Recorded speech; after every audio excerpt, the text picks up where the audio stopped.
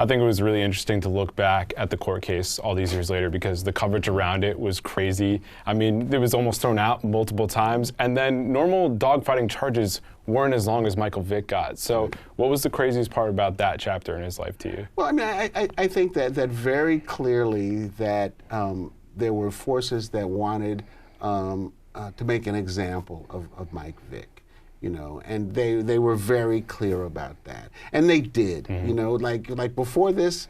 We didn't know that dogfighting was illegal. Yeah. You didn't know it, probably. Right. I didn't know it. Now we know, you know, and that's what they wanted to do.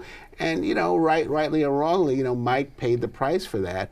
You know, people, I think, don't know that he was sentenced to 23 months in jail, which was more than the recommended sentence. They gave him more than was recommended. He went bankrupt. So in a lot of ways, you know, he paid a very, very steep price for what happened. Yeah, so he's in there for over 500 days. He files for bankruptcy. What was it like talking to him about those prison days, and what do you think changed in him during that time? I mean, you know, Mike says that, you know, in some ways it was a blessing. You know, I'm not sure if I believe that. But he was going down such a dark place. Yeah, like he was in a rough spot. He was in a rough spot. You know, he wasn't, you know, studying his craft. He was into this dog fighting. He had these guys surrounding him. You know, but at the same time he had a family, and I think, you know, it gave Mike a chance to really reflect on life. I mean, a lot of times, you know, especially for athletes like Mike, you know, who are constantly celebrated from grade school, you know, and there's nothing to take. Nobody can pull you off that treadmill, you know, because like it's like you're wonderful, you're great, you're wonderful, you're great, and things come to you, and when you have that fall, you have a chance to think, you know.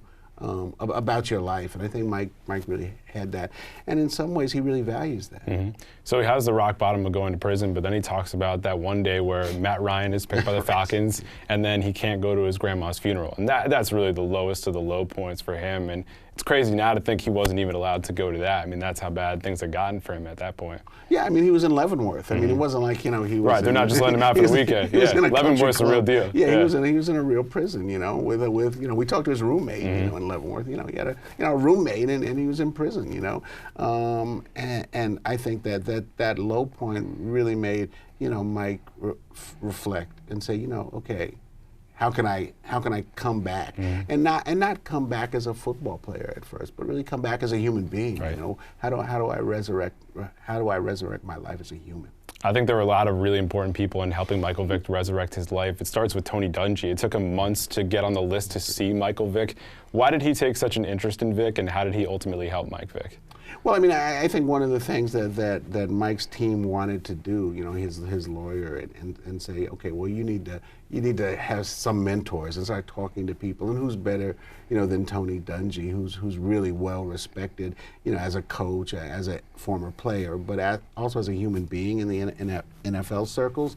And so, you know, just as you said, you know, when Mike says, you know, it took months to even get Tony Dungy in, you start to realize, you know, that he's really in prison.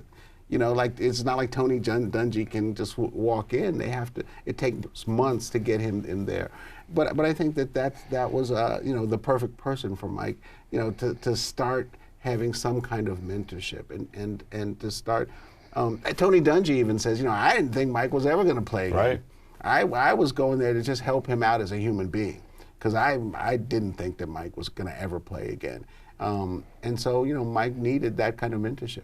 Yeah, you have to remember he was suspended at that point. You have Roger Goodell in the film, and Goodell says, like, he lied right to my face about this. But as ruthless as Roger Goodell can be, he can also be a forgiving commissioner. And what we saw with Vick was that he did forgive him because Vick was honest with him and really showed that he had done the work. So what was it like for you to hear the commissioner talk about that, and also for Goodell to give Michael Vick a second chance? I mean, I think one thing about Mike, you know, and you see it in the film, you know, because you kind of wonder as a human being, you know, like why do these people keep forgiving Mike?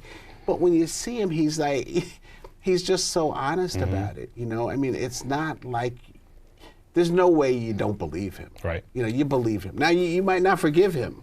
You know, that's but your choice. But he's being real and honest about But he's it. being real and honest about the fact that, you know, he now understands what he did was wrong, and wants to do everything he can to make amends and to make it's in Mike's head. I want to make amends to animals, you know, because what I did was wrong. And I think, you know, Roger Goodell, to his credit, saw that and was able to say, you know, okay, you know, I will reinstate you. I don't know if anybody's going to take you on any team, but, you know, I will reinstate you into the NFL. Well, eventually he signs with the Philadelphia Eagles, and that relationship with Donovan McNabb goes all the way back to when he was deciding between Virginia Tech or Cuse. And without McNabb, I don't know if he signs with the Eagles. So why do you think McNabb ultimately was the one to push that through for Vick? Well, you know, McNabb talks about the fact that he hosts Mike when Mike visits Syracuse, as Mike's trying to figure out what college to go to. So he knew Mike from when Mike was in high school, and you know, Donovan, you know, talks to Mike again, sees Mike's sincerity, and says, you know, Mike, if you're really willing to change, I'm willing to help you change, but you know, you're gonna have to rehabilitate yourself, you know, physically also, because you know, Mike was in prison for 2 years, and you know, when Mike was in prison, nobody knows why, but they closed the weight room, so he didn't even have a weight room in prison. So you know, he comes out, he's not in shape, and he has to get himself in shape.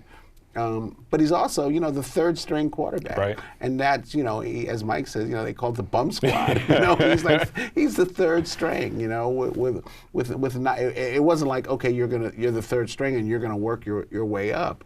I mean, he is the third string quarterback.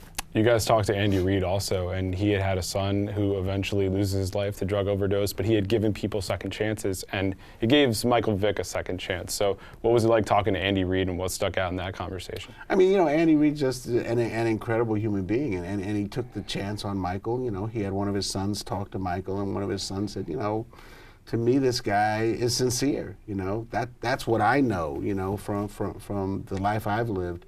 And they give him a chance, you know. And again, you know, in some ways, it's low risk in football terms, you know, because he's the third string. But it's high risk because, you know, there was still this vitriol that's coming, you know, towards Mike. You know, people are still, you know, everywhere he goes, people are protesting and, you know, saying, how can you give this guy a second chance? But you know, to Andy Reid's credit, he did. Yeah, and vitriol is one thing. It's another thing for that to happen in Philadelphia. That's a really passionate group of fans. So what was it like telling that part of the story where you're talking to people from Philadelphia and also reliving all the protesting that was going on for a guy who was a third string quarterback? Yeah, I mean, you know, look, Philly is nuts. You know, it's a nutty football town, you know, and we wanted to show that a little bit, you know, in the film. I mean, when I say nuts, I mean in a great way. I mean, they take sports seriously. And, you know, there was a lot of protests when Mike was first signed. But as one guy says in the film, you know, Mike slowly built this trust in Philly. You know, Mike was talking to kids, talking to people, you know, about animal abuse, you know, and slowly but surely, you know, that part of Mike was rehabilitated or built up, and he's still the third string quarterback.